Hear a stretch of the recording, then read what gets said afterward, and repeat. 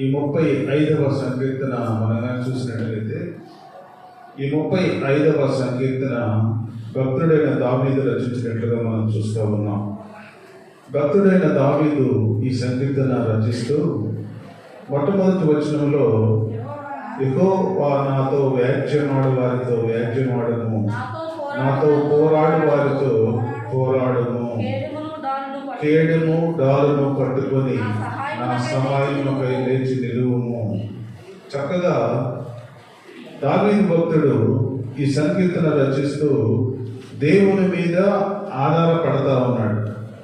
దేవుని మీద ఆధారపడే జీవితం మనకు కూడా కావాలి. ప్రియమైనటువంటి దేవుని బిడ్డరా, ఒక కష్టం వచ్చినప్పుడు, ఒక శ్రమ వచ్చినప్పుడు, ఒక దుఃఖము, అననుకూల పరిస్థితులు కలిగినప్పుడు దేవుని మీద మనం ఆధారపడితే దేవుడు మనల్ని విడిపిస్తాడు, మనల్ని రక్షిస్తాడు, మనల్ని చక్కగా లేచి పూర్వపు స్థితిని దేవుడు దయచేస్తాడు. ప్రియమైనటువంటి దేవుని బిడ్డరా, అందుకనే దావీదు భక్తుడు అంటున్నాడు, యెహోవా నాతో వ్యాజ్యమాడు వారితో వ్యాజ్యమాడుము, నాతో పోరాడు వారితో పోరాడుము. చక్కగా ఆయన దేవుని మీద ఒక ఆనుకునే జీవితం కలిగి దేవుని మీద ఆధారపడుతున్నాడు. ప్రతి సమస్యలు, ప్రతి అననుకూల పరిస్థితులు, అనేక ఇబ్బందులు, అనేక అననుకూల పరిస్థితుల మధ్య దావీదు భక్తుడు దేవుని వైపు చూస్తూ ఉన్నాడు. ప్రియమైనటువంటి దేవుని బిడ్డరా, ఎవరైనా ప్రభువా నాతో వ్యాజ్యమాడేవారుగా ఉంటే వారితో నువ్వు వ్యాజ్యమాడు ప్రభువా.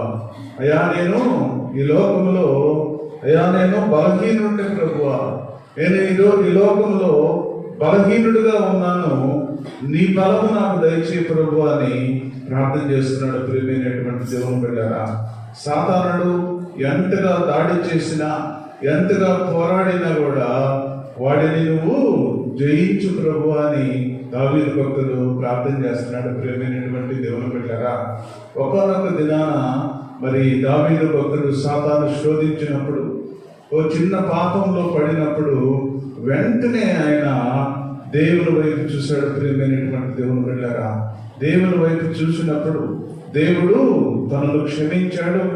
దేవుడు అలాంటి ప్రార్థన చేసే బిడ్డలను దేవుడు ఎప్పుడు కూడా క్షమిస్తాడు, దేవుడు చక్కగా నడిపిస్తాడు. ప్రియమైనటువంటి దేవుని బిడ్డరా, అందుకని నాతో పోరాడు వారితో నీవు పోరాడు ప్రభువా, కేడెమును డాలును పట్టుకొని నా సహాయముకై లేచి నిలువు ప్రభువా అని దేవుడు అడుగుతా ఉన్నాడు. ప్రియమైనటువంటి దేవుని బిడ్డరా, మన జీవితంలో కూడా ఎలాంటి కష్టం వచ్చినా, ఎలాంటి శ్రమ వచ్చినా, ఎలాంటి అననుకూల పరిస్థితులు కలిగినా, ఎలాంటి ఇబ్బందులు కలిగినా, ప్రియమైనటువంటి దేవుని బిడ్డరా, నీ మధ్యాహ్న కాల సమయంలో దేవుడు నీతో నాతో మాట్లాడుతూ ఉన్నాడు. దేవుడు మాట్లాడుతున్నాడు, చక్కగా నీవు లేచి నిలబడు. నువ్వు చక్కగా లేచి నిలబడి దేవుని వైపు నువ్వు చూడగలిగితే, నువ్వు దేవుని వైపు నువ్వు చూసి దేవుని మీద ఆధారపడగలిగితే, దేవుని మీద ఆనుకునే జీవితం నీగా ఉన్నట్టుగైతే, ప్రేమైనటువంటి దేవుని బిడ్డరా, చక్కగా దేవుడు నిన్ను లేచి నిలబెడతాడు. ప్రేమైనటువంటి దేవుని బిడ్డరా, ఆ యోబు జీవితంలో ఆయన ఒక ఉన్నతమైన స్థితిలో ఉన్న యోబును సాతాను పడేశాడు. ఒక పడిపోయిన స్థితిలో ఉన్నాడు, అట్టడుగు స్థాయికి తీసుకెళ్ళాడు. అయినా కూడా ఆయన అట్టడుగు స్థాయిలో ఉండి కూడా దేవునిని స్తుతిస్తూ ఉన్నాడు, దేవునిని ఆరాధిస్తున్నాడు, దేవునిని మహిమపరుస్తూ ఉన్నాడు. భార్య దూషించింది, మరి ఫ్రెండ్స్ దూషించారు, అనేక మంది కూడా ఇంకా ఎందుకయ్యాను దేవుడు అంటావు, చనిపోయే స్థితిలో ఉన్నావు, శరీరం నాశనం అయిపోయింది, ఆరోగ్యం పాడైపోయింది, బిడ్డలు పోయారు, ఆస్తి పోయింది, అంతస్తు పోయింది, అన్ని పోయినా కూడా ఇంకా నువ్వు ఎందుకయ్యా దేవుడు దేవుడు అంటావు అని చెప్పి వారిని దూషించారు. ప్రియమైనటువంటి దేవుని బిడ్డరా, అయినైనా సరే ఆయన చివరి రోజు వరకు కూడా దేవుణ్ణి స్తుతిస్తూనే ఉన్నాడు. ప్రియమైనటువంటి దేవుని బిడ్డరా, దేవుణ్ణి ఆ స్థితిలో కూడా ఆయన స్తుతించినప్పుడు దేవుడు ఆయన ప్రార్థన విన్నాడు. దేవుడు ఆయన ప్రార్థన విని మొదట ఆశీర్వదించబడిన దానికంటే మరి అధికముగా ఆశీర్వదించాడు. ప్రియమైనటువంటి దేవుని బిడ్డరా, మన జీవితంలో కూడా అంతే.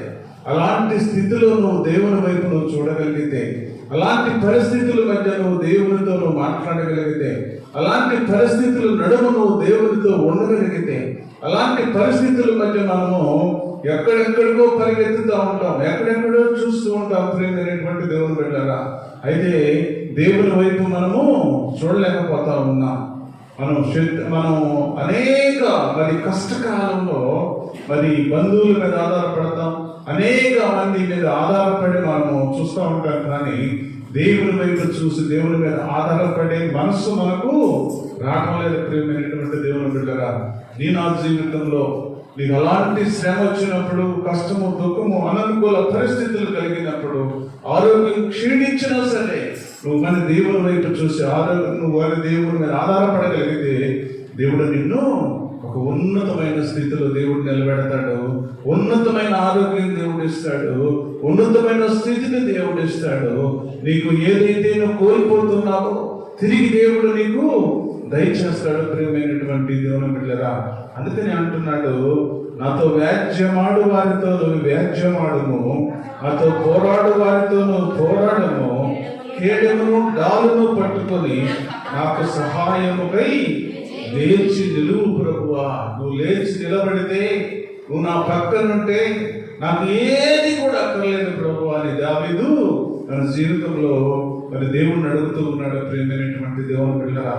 అలాంటి మనస్సు మనకు కూడా కలిగితే, అలాంటి స్థితి మనకు కూడా కలిగితే, మనం కూడా దేవుని వైపు చూసి ప్రభువా, ఈ లోకంలో ఎంత ఉన్నా సరే, ఎంత డబ్బులు ఉన్నా సరే, ఎంత ఆస్తి ఉన్నా సరే, ఎంతమంది బంధువులు ఉన్నా సరే, ఎంతమంది నాకు ఫ్రెండ్స్ ఉన్నా సరే ప్రభువా, అయ్యా ఈ లోకంలో నీవు తప్ప నాకు ఎవరు లేరు అని దేవుని మీద నువ్వు ఆధారపడితే దేవుడు చక్కగా నిన్ను సహాయం చేస్తాడు. చక్కగా దేవుడు నిన్ను పైకి లేపుతాడు ప్రియమైనటువంటి దేవుని బిడ్డలారా. అలాగే 3వ చరణంగా మనం చూస్తే, ఈట చూసి నన్ను తరుము వారిని అడ్డగింపుము, నేనే నీ రక్షణ అని నాతో సెలవిమ్ము. చక్కగా దేవుడు మాట్లాడుతున్నాడు ప్రియమైనటువంటి దేవుని బిడ్డలారా. దేవుడు మాట్లాడుతున్నాడు. ఏమని మాట్లాడుతున్నాడు అంటే, నేనే నీ రక్షణ అని నాతో సెలవు ప్రభువా. మాట్లాడు. దేవుడు గారు మాట్లాడితే, నీ పక్షాన దేవుడు మాట్లాడితే ఈ లోకంలో ఎవరు కూడా అడ్డగించలేరు ప్రియమైనటువంటి దేవుని బిడ్డలారా. ఒక్కసారి దేవుడు ఆకాశపు వాకిళ్ళు నీ కుటుంబం పట్ల కానీ తెలిస్తే ఎవరు కూడా మూయలేరు ప్రియమైనటువంటి దేవుని బిడ్డలారా.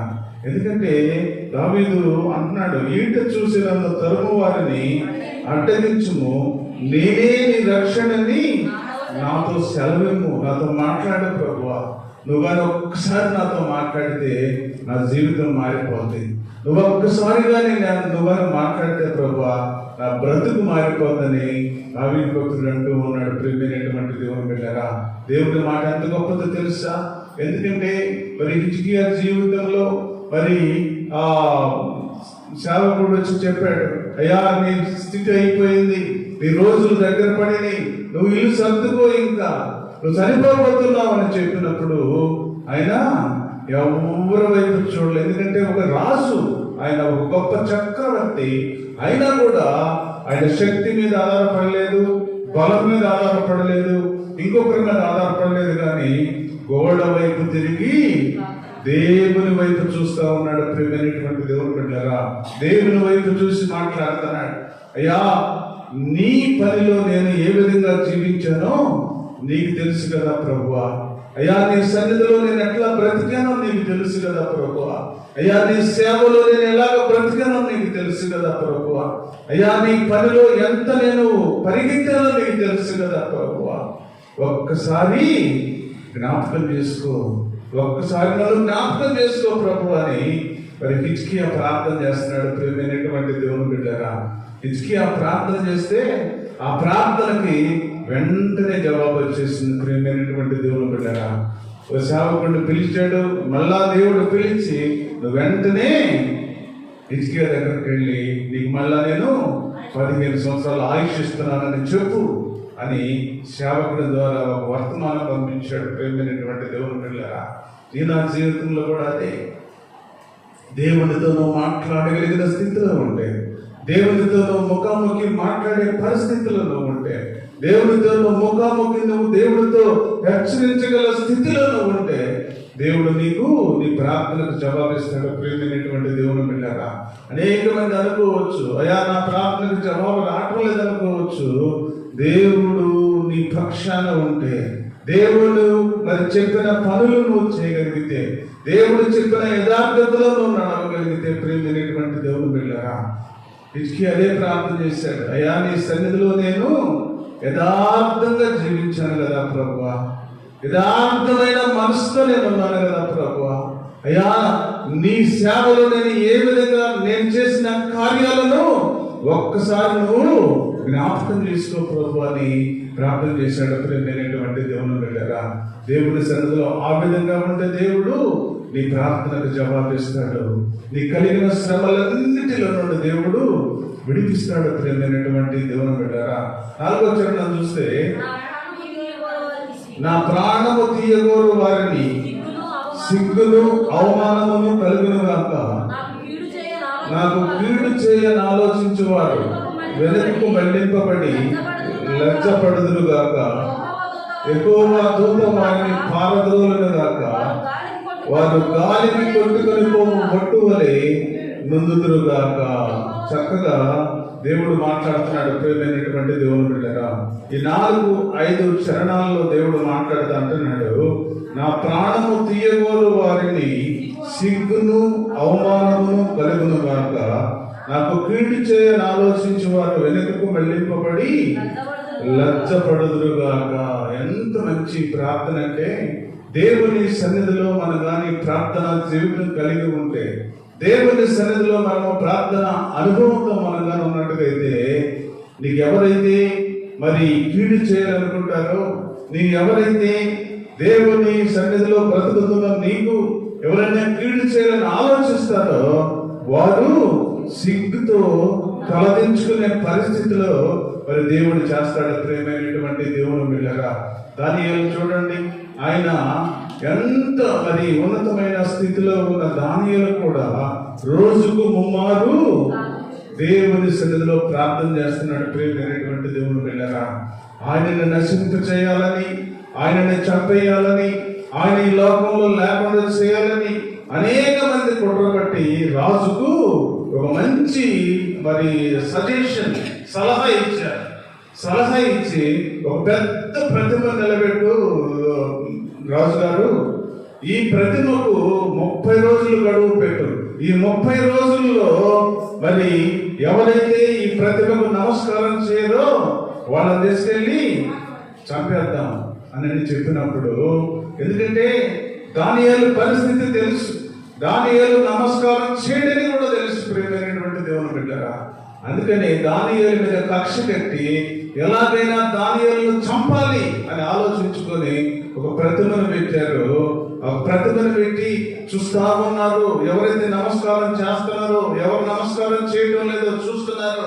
మరి రాజు సన్నిధికి వచ్చినప్పుడు దానియేలును అబ్జర్వ్ చేస్తా ఉన్నారు. ఈయన నమస్కారం చేస్తాడా చేయడా?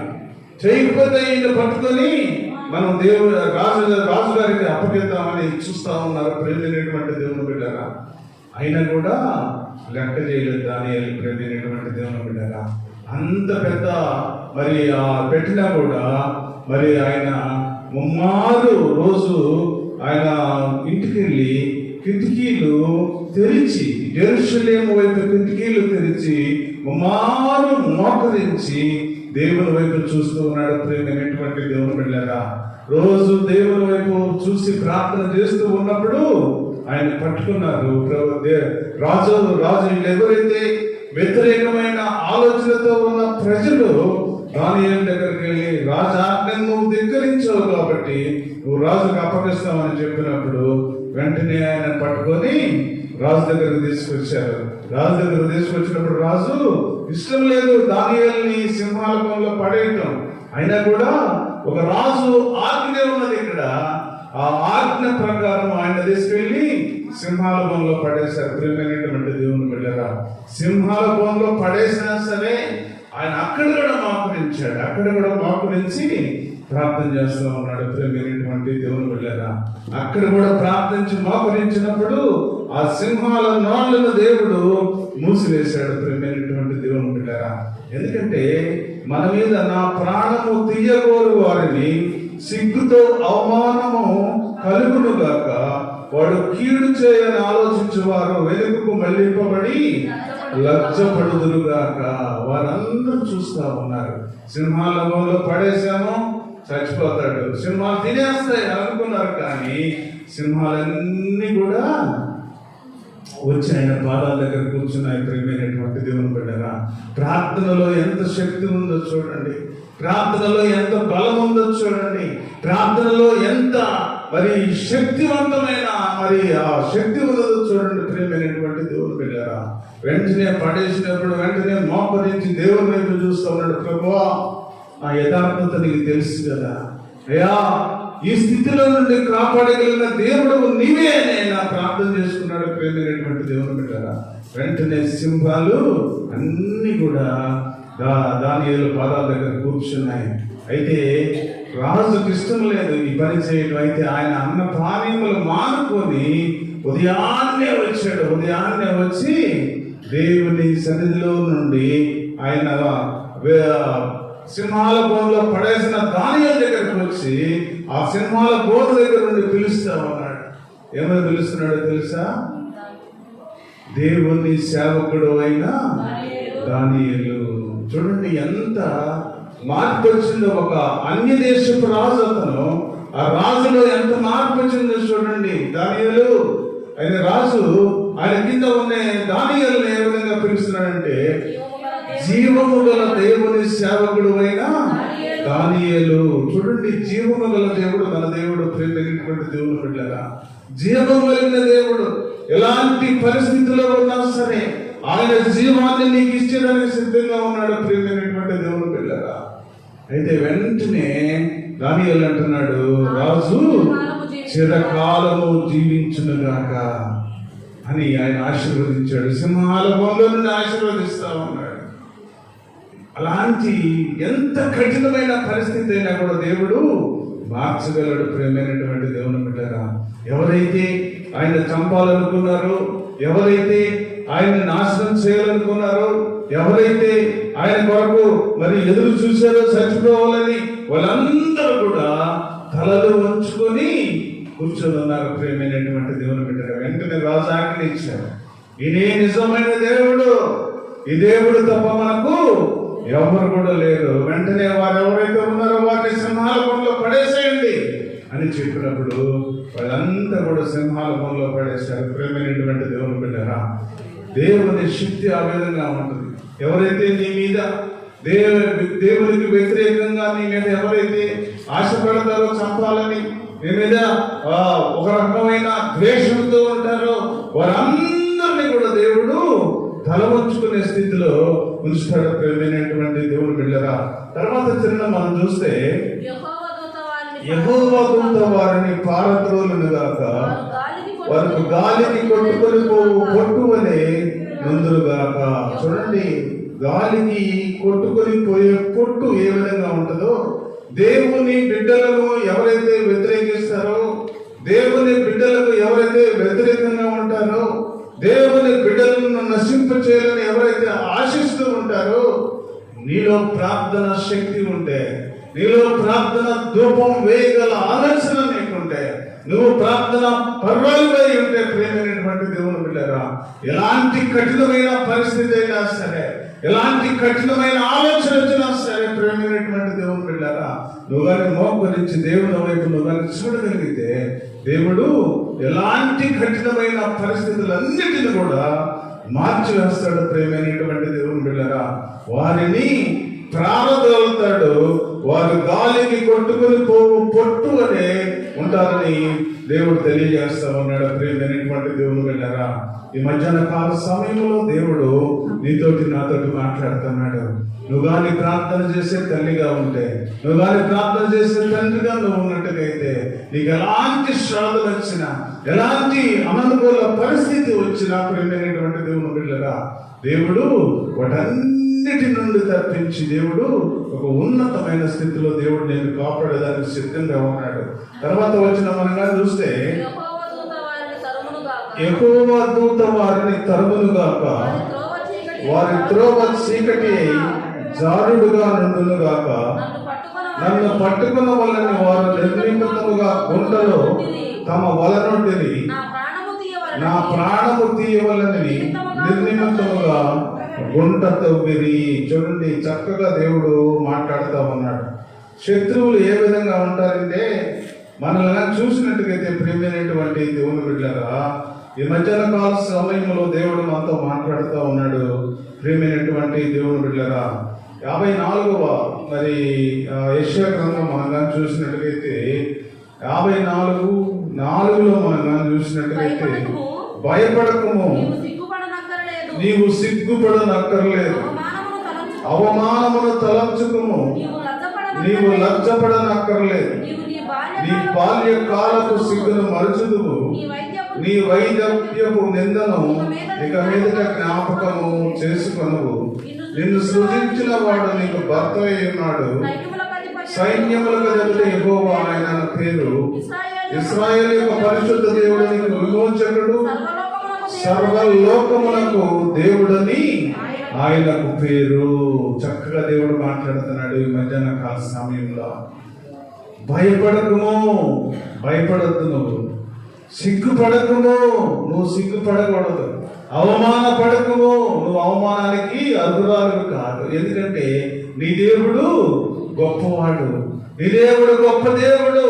ఎలాంటి శ్రమ వచ్చినా, ఎలాంటి సిగ్గు వచ్చినా, ఎలాంటి అనుకూల పరిస్థితులు వచ్చినా అన్నిటి నుండి దేవుడు నిన్ను మరి బయటకు తీసుకురాగల సమర్థుడైన దేవుడు. ప్రేమైనటువంటి దేవుని బిడ్డలారా, ఈ మధ్యాహ్న కాల సమయంలో దేవుడు మనందరితో మాట్లాడుతూ ఉన్నాడు. ఎప్పుడు కూడా పడద్దు, నువ్వు లజ్జపడాల్సిన పని లేదు, నీవు వైద్యపు నిందను ఇక మీదట నువ్వు జ్ఞాపకము చేసుకోను ఎప్పుడు కూడా. ఎందుకంటే నీకు ఆశీర్వాదకరమైన దినాలు నేను ఇస్తున్నాను అని దేవుడు తెలియజేస్తా ఉన్నాడు. ప్రియమైనటువంటి దేవుని బిడ్డలారా, అందుకని అంటున్నాడు, యెహోవా దూత వారిని తరుమునుగాక, వారి త్రోవలో చీకటి అయి జారుడుగా నుండునుగాక, నన్ను పట్టుకున్న వాళ్ళని వారు నిర్నిమిత్తము నా గుంటలో తమ వలను ఒడ్డది, నా ప్రాణము తీయవల్ల నిర్నిమిత్తముగా గుంట తవ్విరి.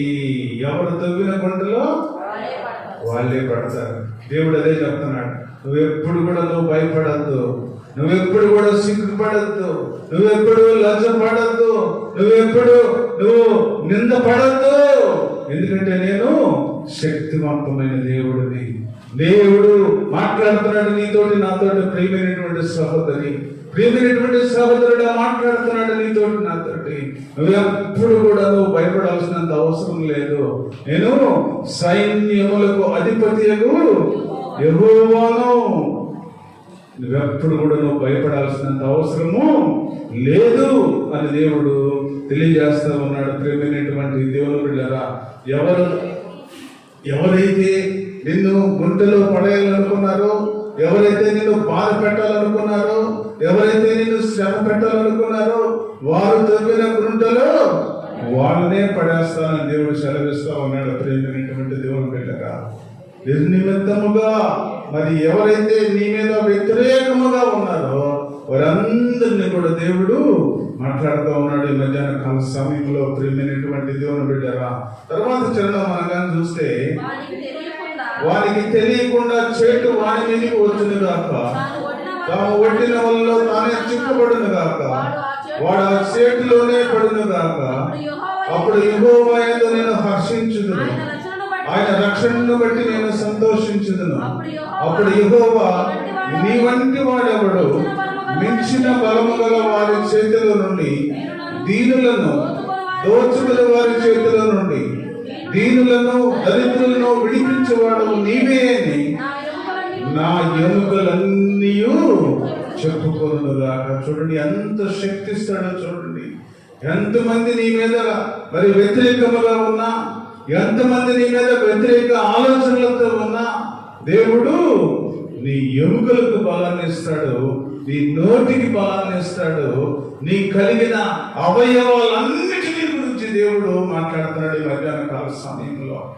నువ్వు శక్తి లేదని నువ్వు బాధపడుతున్నావేమో, ఏవో కాళ్ళు నొప్పులని బాధపడుతున్నావేమో, అయ్యో లేస్తే నడుము నొప్పులని బాధపడుతున్నావేమో. ప్రియమైనటువంటి దేవుని బిడ్డగా, దేవుని పని నేను చేయాలి, దేవునితోనే మాట్లాడాలి, దేవుని పని కొరకు నేను పరిగెత్తాలి అని కానీ నువ్వు కానీ ముందుకు రాగలిగితే దేవుడు అంటున్నాడు, చక్కగా దేవుడు ఈ మధ్యాహ్న కాల సమయంలో మాట్లాడుతూ ఉన్నాడు. ప్రియమైనటువంటి దేవుని బిడ్డగా, నా ఎముకలన్నీ చెప్పుకున్నాను. ఏమని చెప్పుకుంటాయి?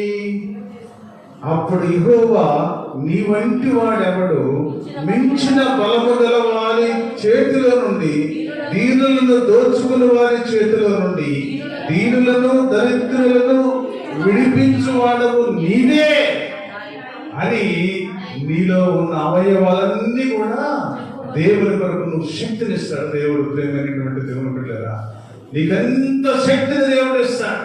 నీ కలిగిన నీకున్న ఏదైతే అవయవాలు అయితే ఉన్నాయో శరీరంలో అవయవాలన్నిటికీ కూడా దేవుడు నీకు శక్తినిచ్చి నేను నడిపించడానికి దేవుడు సిద్ధంగా ఉన్నాడు. ప్రియమైనటువంటి దేవుని బిడ్డరా, నువ్వైతే లేవాలి, నువ్వని పైకి లేచి నిలబడు.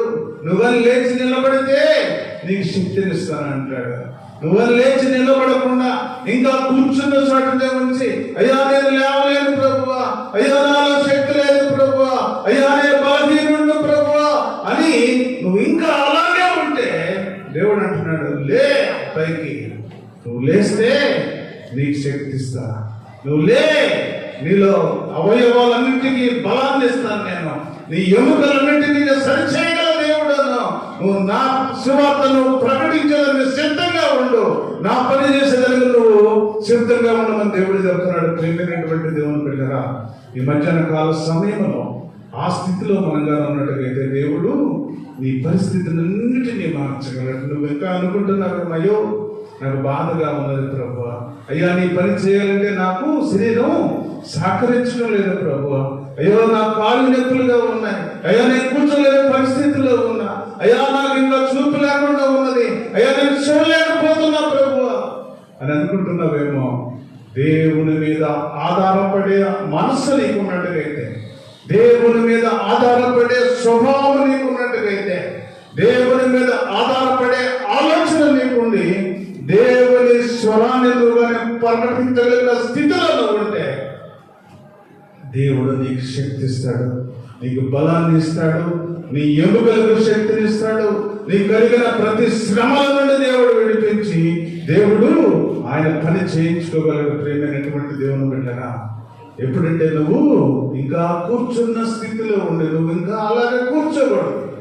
అలా కూర్చున్న స్థితిలో ఉండి నువ్వు పైకి లేవాలి. నువ్వు పైకి లేచి, అయ్యా నాకు శక్తిని ప్రభు అంటే దేవుడు నీకు శక్తి ఇస్తాడు. అప్పుడు దేవుని పని నువ్వు చేయగలిగితే, అప్పుడు నువ్వు దేవుని పనిలో నువ్వు ముందుకు రాగలిగితే, అప్పుడు దేవుని పనిలో నువ్వు కానీ సహకరించగలిగితే, అప్పుడు దేవుని పనిలో నువ్వు కానీ మరి ముందుకు రాగలిగితే నీ కుటుంబంలో ఉన్న శ్రమలు తీసేస్తాడు, నీ మంచి ఆరోగ్యం ఇస్తాడు, నీ భర్తను మారుస్తాడు, నీ పిల్లలను మారుస్తాడు. నీకున్న శ్రమలన్నిటిలో దేవుడు విడిపించడానికి దేవుడు సిద్ధంగా ఉన్నాడు. ప్రేమైనటువంటి దేవుని పిల్లరా, ఇంకా ప్రభు అయ్యా నాకు ఇంట్లో చాలా కష్టం ప్రభు, ఇంట్లో నాకు ఎన్నో పనులు ఉన్నాయి ప్రభు, అయ్యో నేను చేయలేని పరిస్థితుల్లో ఉన్నాను ప్రభు అని నువ్వు అనుకుంటున్నావేమో. ఇంకా అలాగే ఉంటే నువ్వు అలాగే ఉంటావు. అలాంటి పరిస్థితుల్లో నువ్వు కానీ అలాంటి మనసుని కలిగి ఉంటే అలాంటి పరిస్థితుల్లో కూర్చున్న స్థితిలోనే ఉంటావు, కానీ లేచి నిలబడే స్థితిలో నువ్వు రాలేవు. ప్రియమైనటువంటి దేవుని బిడ్డరా, నువ్వు లేచి నిలబడితే ఆశీర్వాదము, నువ్వు లేచి నిలబడితే దేవుని పనిలో సహకరిస్తే ఆశీర్వాదము. ఆశీర్వాదాన్ని నువ్వు కోల్పోతున్నావు ప్రియమైనటువంటి సహోదరి, ఆశీర్వాదాన్ని కోల్పోతున్నావు. దేవుని పని చేయలేని పరిస్థితిలో ఉంటున్నావేమో. దేవుని పని చేస్తే ఆశీర్వాదము, దేవుని పని చేస్తే ఐశ్వర్యము, దేవుని పని చేస్తే ఘనత, దేవుని పని చేస్తే మంచి పేరు, దేవుని పని చేస్తే నీకు ఉన్నతమైన స్థితి దేవుడు ఇస్తాడు. ప్రేమైనటువంటి దేవుని బిడ్డ, ఇంకా నువ్వు దేవుని పరిచయలేని పరిస్థితిలో ఉన్నావేమో.